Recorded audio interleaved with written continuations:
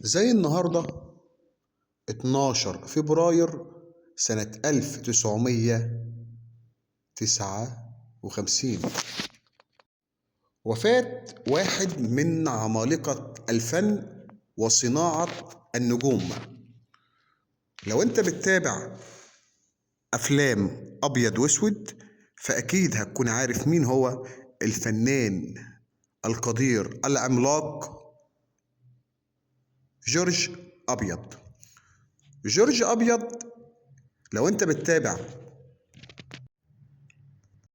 قديمة أو مسلسلات قديمة فأكيد سمعت عنه. لو انت بتتابع أي فن قديم لأي حد من عمالقة فن الزمن الجميل فأكيد هتكون سمعت عن الفنان القدير جورج أبيض. الفنان جورج أبيض اللي توفى زي النهارده.